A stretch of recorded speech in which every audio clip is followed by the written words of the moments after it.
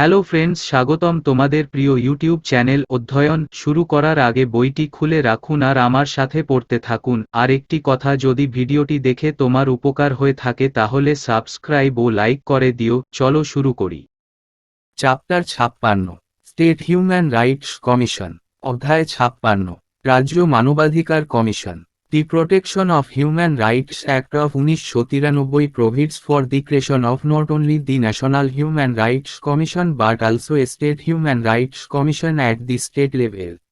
1993 সালের মানবাধিকার সুরক্ষা আইন শুধুমাত্র জাতীয় মানবাধিকার কমিশন নয়, রাষ্ট্রীয় স্তরে একটি রাষ্ট্রীয় মানবাধিকার কমিশন গঠনের বিধান করে। Accordingly, 26 states have constituted the State Human Rights Commissions through official gazette notifications. তদনুসারে 26টি রাজ্য সরকারি গেজেট বিজ্ঞপ্তির মাধ্যমে রাজ্য মানবাধিকার কমিশন গঠন করেছে। A State Human Rights Commission can inquire into violation of human rights only in respect of subjects mentioned in the state list II and the concurrent list III of the 78th Schedule of the Constitution. However, if any such case is already being inquired into by the National Human Rights Commission or any other statutory commission, then the State Human Rights Commission does not inquire into that case. একটি রাজ্য মানবাধিকার commission কেবলমাত্র সংবিধানের সপ্তম তফসিলের রাজ্য তালিকা -2 এবং সমকালীন তালিকা -3 এ উল্লিখিত বিষয়গুলির ক্ষেত্রে মানবাধিকার লঙ্ঘনের বিষয়ে তদন্ত করতে পারে। যাই হোক, যদি জাতীয় মানবাধিকার কমিশন বা অন্য কোনো সংবিধিবদ্ধ কমিশন ইতিমধ্যেই এই জাতীয় কোনো মামলার তদন্ত করে থাকে, তবে রাজ্য মানবাধিকার কমিশন সেই ক্ষেত্রে তদন্ত করে না। The central government may confer upon the state human rights commissions the functions relating to human rights being discharged by the union territories, except the Union Territory of Delhi. The functions relating to human rights in case of Union Territory of Delhi are to be dealt with by the National Human Rights Commission. কেন্দ্রীয় সরকার দিল্লির কেন্দ্রশাসিত অঞ্চল ব্যতীত কেন্দ্রশাসিত অঞ্চলগুলির দ্বারা মানবাধিকার সম্পর্কিত কার্যাবলী রাজ্য মানবাধিকার কমিশনগুলিকে প্রদান করতে পারে। দিল্লির কেন্দ্রশাসিত অঞ্চলের ক্ষেত্রে মানবাধিকার সম্পর্কিত কাজগুলি জাতীয় মানবাধিকার কমিশন দ্বারা মোকাবেলা করা হয়। Composition of the commission. কমিশনের রচনা। The State Human Rights Commission is a multi-member body consisting of a chairperson and 2 members. The chairperson should be a retired Chief Justice or a judge of a High Court and members should be a serving or retired judge of a High Court or a district judge in the state with a minimum of 7 years experience as district judge and a person having knowledge or practical experience with respect to human rights. রাজ্য মানবাধিকার commission হল একটি বহু সদস্যই সংস্থা যা একজন chairperson এবং 2 জন সদস্য নিয়ে গঠিত। চেয়ারপারসনকে একজন অবসরপ্রাপ্ত প্রধান বিচারপতি বা হাইকোর্টের একজন বিচারক হতে হবে এবং সদস্যদের অবশ্যই হাইকোর্টের একজন চাকরিরত বা অবসরপ্রাপ্ত বিচারক হতে হবে বা জেলা জজ হিসাবে ন্যূনতম 7 বছরের অভিজ্ঞতা এবং জ্ঞানসম্পন্ন ব্যক্তি হতে হবে, বা মানবাধিকারের বিষয়ে বাস্তব অভিজ্ঞতা। The chairperson and members are appointed by the governor on the recommendations of a committee consisting of the chief minister as its head, the speaker of the legislative assembly, the state home minister and the leader of the opposition in the legislative assembly. In the case of a state having legislative council, the chairman of the council and the leader of the opposition in the council would also be the members of the committee. Further, a sitting judge of a high court or a sitting district judge can be appointed only after consultation with the Chief Justice of the High Court of the concerned state. মুখ্যমন্ত্রীর প্রধান, বিধানসভার speaker, রাজ্যের স্বরাষ্ট্রমন্ত্রী এবং বিধানসভায় বিরোধী দলের নেতাকে নিয়ে গঠিত কমিটির সুপারিশের ভিত্তিতে রাজ্যপাল এবং সদস্যদের নিয়োগ করেন। একটি রাজ্যের আইন পরিষদের ক্ষেত্রে, পরিষদের চেয়ারম্যান এবং পরিষদের বিরোধী দলের নেতাও কমিটির সদস্য হবেন। তদুপরি, হাইকোর্টের একজন বর্তমান বিচারক বা একজন বর্তমান জেলা জজকে শুধুমাত্র সংশ্লিষ্ট রাজ্যের হাইকোর্টের প্রধান বিচারপতির সাথে পরামর্শ করার পরে নিয়োগ করা যেতে পারে। The chairperson and members hold office for a term of 3 years or until they attain the age of 70 years, whichever is earlier. They are eligible for reappointment. After their tenure, the chairperson and members are not eligible for further employment under a state government or the central government. Chairperson এবং সদস্যরা 3 বছর মেয়াদের জন্য বা 70 বছর বয়সে না পৌঁছানো পর্যন্ত, যেটি আগে হয়, তারা পুনরায় নিয়োগের জন্য যোগ্য। তাদের মেয়াদের পরে চেয়ারপারসন এবং সদস্যরা রাজ্য সরকার বা কেন্দ্রীয় সরকারের অধীনে আরও চাকরির জন্য যোগ্য নয়। Else the chairperson and members of a state human rights commission are appointed by the governor, they can be removed only by the president and not by the governor. The president can remove them on the same grounds and in the same manner as he can remove the chairperson or a member of the National Human Rights Commission. Thus, he can remove the chairperson or a member under the following circumstances. যদিও রাজ্য মানবাধিকার কমিশনের chairperson এবং সদস্যরা governor দ্বারা নিযুক্ত হন, তবে তাদের কেবল রাষ্ট্রপতি অপসারণ করতে পারেন এবং রাজ্যপাল দ্বারা নয়। রাষ্ট্রপতি জাতীয় মানবাধিকার কমিশনের চেয়ারপারসন বা সদস্যকে যেভাবে অপসারণ করতে পারেন একই কারণে এবং একই পদ্ধতিতে তাদের অপসারণ করতে পারেন।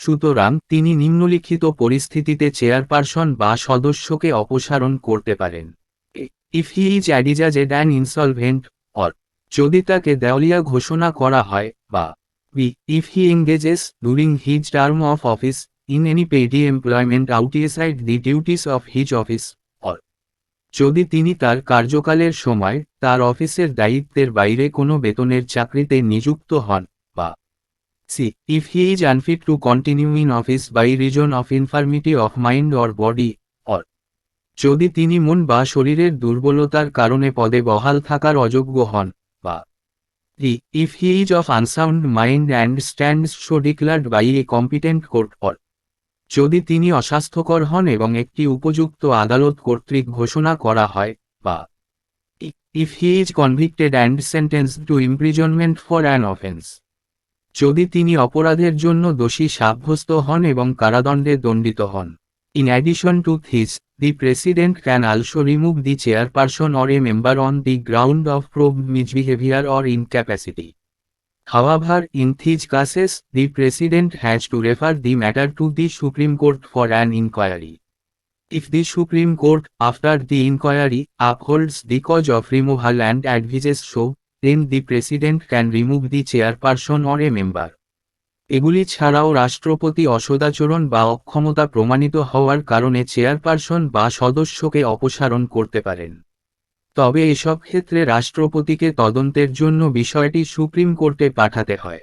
যদি সুপ্রিম কোর্ট তদন্তের পর অপসারণের কারণ বহাল রাখে এবং পরামর্শ দেয়, তাহলে রাষ্ট্রপতি চেয়ারপারসন বা সদস্যকে অপসারণ করতে পারেন। The salaries, allowances and other conditions of service of the chairperson or a member are determined by the state government. But they cannot be varied to his disadvantage after his appointment. Chairperson বা সদস্যের বেতন, ভাতা এবং অন্যান্য শর্তাবলী রাজ্য সরকার দ্বারা নির্ধারিত হয়। কিন্তু তার নিয়োগের পর তার অসুবিধার জন্য সেগুলো পরিবর্তন করা যাবে না। All the above provisions are aimed at securing autonomy, independence and impartiality in the functioning of the Commission. উপরোক্ত সকল বিধান কমিশনের কার্যক্রমে স্বায়ত্তশাসন, স্বাধীনতা ও নিরপেক্ষতা নিশ্চিত করার লক্ষ্যে। Functions of the Commission. কমিশনের কার্যাবলী। The functions of the Commissioner. কমিশনের কাজগুলি হল: to inquire into any violation of human rights or negligence in the prevention of such violation by a public servant, either shall motu or on a petition presented to it or on an order of a court. কোনো সরকারি কর্মচারী কর্তৃক মানবাধিকার লঙ্ঘন বা এই ধরনের লঙ্ঘন প্রতিরোধে অবহেলার বিষয়ে তদন্ত করা, হয় স্বতঃপ্রণোদিত হয়ে বা তার কাছে পেশ করা আবেদনের ভিত্তিতে বা আদালতের আদেশে। b to intervene in any proceeding involving allegation of violation of human rights pending before a court. আদালতের সামনে বিচারাধীন মানবাধিকার লঙ্ঘনের অভিযোগের সাথে জড়িত যে কোনো কার্যধারায় হস্তক্ষেপ করা। c to visit jails and detention places to study the living conditions of inmates and make recommendation thereon. বন্দীদের জীবনযাত্রার অবস্থা অধ্যয়ন করার জন্য কারাগার এবং আটক স্থান পরিদর্শন করা এবং সে সম্পর্কে সুপারিশ করা। To review the constitutional and other legal safeguards for the protection of human rights and recommend measures for their effective implementation. মানবাধিকার সুরক্ষার জন্য সাংবিধানিক এবং অন্যান্য আইনগত সুরক্ষাগুলি পর্যালোচনা করা এবং তাদের কার্যকর বাস্তবায়নের জন্য ব্যবস্থার সুপারিশ করা। To review the factors including acts of terrorism that inhibit the enjoyment of human rights and recommend remedial measures. মানবাধিকার ভোগে বাধা দেয় এমন সন্ত্রাসী কর্মকাণ্ড সহ কারণগুলি পর্যালোচনা করা এবং প্রতিকারমূলক ব্যবস্থার সুপারিশ করা। To undertake and promote research in the field of human rights. মানবাধিকারের ক্ষেত্রে গবেষণা করা এবং প্রচার করা। To spread human rights literacy among the people and promote awareness of the safeguards available for the protection of these rights. জনগণের মধ্যে মানবাধিকারের সাক্ষরতা ছড়িয়ে দেওয়া এবং এই অধিকারগুলির সুরক্ষার জন্য উপলব্ধ সুরক্ষাগুলি সম্পর্কে সচেতনতা প্রচার করা। To encourage the efforts of non-governmental organizations NGOs working in the field of human rights. মানবাধিকারের ক্ষেত্রে কাজ করে এমন বেসরকারি সংস্থার এনজিও প্রচেষ্টাকে উৎসাহিত করা। To undertake such other functions as it may consider necessary for the promotion of human rights. মানবাধিকারের উন্নয়নের জন্য প্রয়োজনীয় বিবেচিত অন্যান্য কার্যাবলী গ্রহণ করা। Working of the Commission. কমিশনের কাজ। The Commission is vested with the power to regulate its own procedure. It has all the powers of a civil court and its proceedings have a judicial character. It may call for information or report from the state government or any other authority subordinate thereto. কমিশনের নিজস্ব পদ্ধতি নিয়ন্ত্রণ করার ক্ষমতা রয়েছে। এটি একটি দেওয়ানি আদালতের সমস্ত ক্ষমতা রাখে এবং এর কার্যধারার একটি বিচারক চরিত্র রয়েছে। এটি রাজ্য সরকার বা তার অধীনস্থ অন্য কোনো কর্তৃপক্ষের কাছ থেকে তথ্য বা প্রতিবেদনের জন্য আহ্বান করতে পারে। The Commission is not empowered to inquire into any matter after the expiry of 1 year from the date on which the act constituting violation of human rights is alleged to have been committed. In other words, it can look into a matter within 1 year of its occurrence. যে তারিখে মানবাধিকার লঙ্ঘন সংঘটিত আইনটি সংঘটিত হয়েছে বলে অভিযোগ তার তারিখ থেকে 1 বছর পেরিয়ে যাওয়ার পরে কমিশন কোনো বিষয়ে তদন্ত করার ক্ষমতা রাখে না। অন্য কথায়, এটি ঘটনার 1 বছরের মধ্যে একটি বিষয় দেখতে পারে। The Commission may take any of the following steps during or upon the completion of an inquiry. Commission তদন্তের সময় বা সমাপ্তির পরে নিম্নলিখিত পদক্ষেপগুলির মধ্যে যে কোনো একটি গ্রহণ করতে পারে।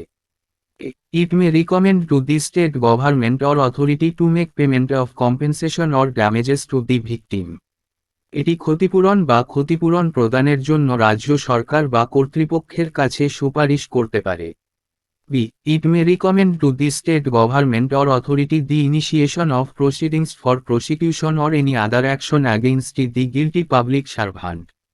এটি রাজ্য সরকার বা কর্তৃপক্ষকে অভিযুক্ত সরকারি কর্মচারীর বিরুদ্ধে বিচার বা অন্য কোন ব্যবস্থা গ্রহণের জন্য সুপারিশ করতে পারে। It may recommend to the state government or authority for the grant of immediate interim relief to the victim. এটি রাজ্য সরকার বা কর্তৃপক্ষের কাছে ভুক্তভোগীকে অবিলম্বে অন্তর্বর্তীকালীন ত্রাণ প্রদানের জন্য সুপারিশ করতে পারে।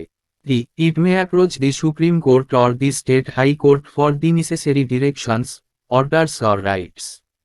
এটি প্রয়োজনীয় নির্দেশ, আদেশ বা রিটের জন্য সুপ্রিম কোর্ট বা রাজ্য হাইকোর্টের কাছে যেতে পারে। From the above, it is clear that the functions of the Commission are mainly recommendatory in nature. It has no power to punish the violators of human rights, nor to award any relief including monetary relief to the victim. Notably, its recommendations are not binding on the state government or authority. But, it should be informed about the action taken on its recommendations within 1 month. উপরোক্ত থেকে, এটা স্পষ্ট যে কমিশনের কাজগুলি মূলত সুপারিশমূলক প্রকৃতির। মানবাধিকার লঙ্ঘনকারীদের শাস্তি দেওয়ার বা ক্ষতিগ্রস্ত ব্যক্তিকে আর্থিক ত্রাণ সহ কোনো ত্রাণ দেওয়ার ক্ষমতা এটির নেই। উল্লেখযোগ্যভাবে, এর সুপারিশগুলি রাজ্য সরকার বা কর্তৃপক্ষের উপর বাধ্যতামূলক নয়। তবে 1 মাসের মধ্যে তাদের সুপারিশের ভিত্তিতে কী ব্যবস্থা নেওয়া হয়েছে তা জানাতে হবে। The Commission submits its annual or special reports to the state government. These reports are laid before the state legislature, along with a memorandum of action taken on the recommendations of the Commission and the reasons for non-acceptance of any of such recommendations. Commission তার বার্ষিক বা বিশেষ প্রতিবেদন রাজ্য সরকারের কাছে পেশ করে। এই রিপোর্টগুলি রাজ্য আইনসভার সামনে পেশ করা হয়, কমিশনের সুপারিশগুলির উপর গৃহীত পদক্ষেপের একটি স্মারকলিপি এবং এই জাতীয় কোনো সুপারিশ গ্রহণ না করার কারণগুলির সাথে। হিউম্যান রাইটস কোর্টস, মানবাধিকার আদালত। The Protection of Human Rights Act 1993 also provides for the establishment of human rights court in every district for the speedy trial of violation of human rights. মানবাধিকার সুরক্ষা আইন 1993 এছাড়াও মানবাধিকার লঙ্ঘনের দ্রুত বিচারের জন্য প্রতিটি জেলায় মানবাধিকার আদালত প্রতিষ্ঠার বিধান করেছে। These courts can be set up by the state government only with the concurrence of the Chief Justice of the High Court of that state. এই আদালতগুলি শুধুমাত্র সেই রাজ্যের হাইকোর্টের প্রধান বিচারপতির সম্মতিতে রাজ্য সরকার স্থাপন করতে পারে। For every human rights court, the state government specifies a public prosecutor or appoints an advocate who has practiced for 7 years as a special public prosecutor.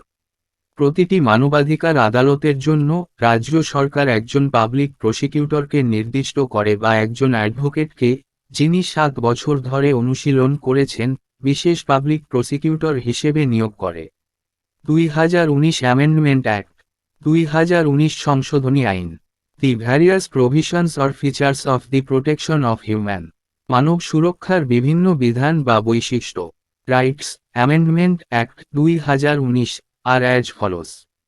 অধিকার সংশোধন আইন 2019 নিম্নরূপ। It provided that a person who has been a judge of the Supreme Court is also made eligible to be appointed as chairperson of the National Human Rights Commission in addition to the person who has been the Chief Justice of India.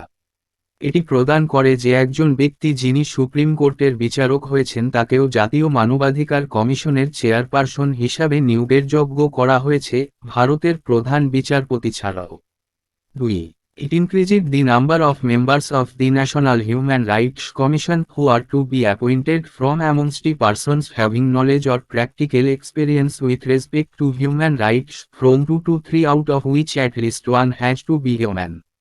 এটি জাতীয় মানবাধিকার কমিশনের সদস্য সংখ্যা, যারা মানবাধিকারের বিষয়ে জ্ঞান বা বাস্তব অভিজ্ঞতা সম্পন্ন ব্যক্তিদের মধ্য থেকে নিয়োগ করতে হবে, সংখ্যা 2 থেকে 3 জন করেছে, যার মধ্যে কমপক্ষে একজনকে একজন মহিলা হতে হবে। 3.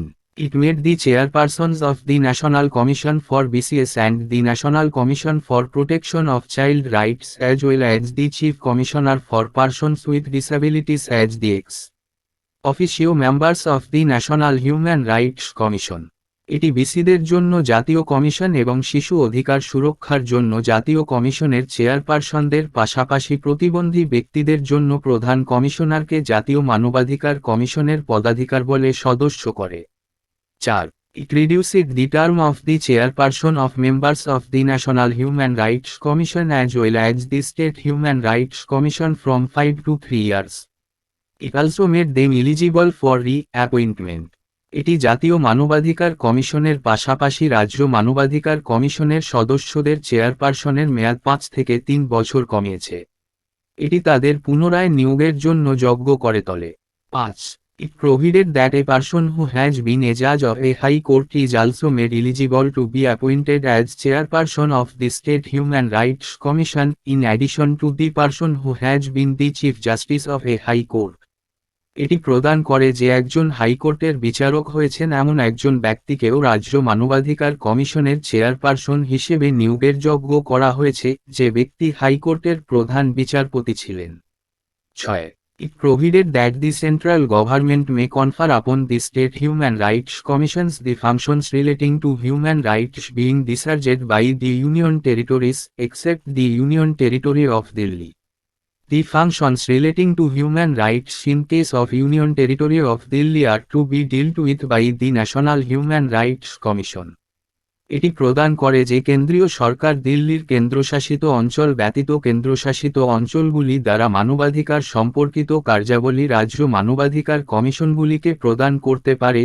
দিল্লির কেন্দ্রশাসিত অঞ্চলের ক্ষেত্রে মানবাধিকার সম্পর্কিত কাজগুলি জাতীয় মানবাধিকার কমিশন দ্বারা মোকাবেলা করা হয়। 7. It provided that the Secretary General of the National Human Rights Commission shall exercise all administrative and financial powers, except judicial functions and the power to make regulations, subject to control of the chairperson.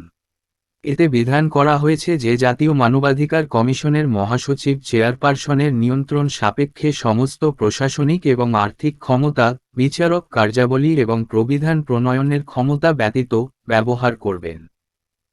It provided that the Secretary of the State Human Rights Commission shall exercise all administrative and financial powers of the Commission, subject to control of the chairperson. এতে বিধান করা হয়েছে যে রাজ্য মানবাধিকার কমিশনের সচিব কমিশনের সমস্ত প্রশাসনিক ও আর্থিক ক্ষমতা প্রয়োগ করবেন, চেয়ারপারসনের নিয়ন্ত্রণ সাপেক্ষে। এখানেই এই চ্যাপ্টারটি শেষ করলাম। পরবর্তী ভিডিওতে আমরা পরের চ্যাপ্টার পড়ব।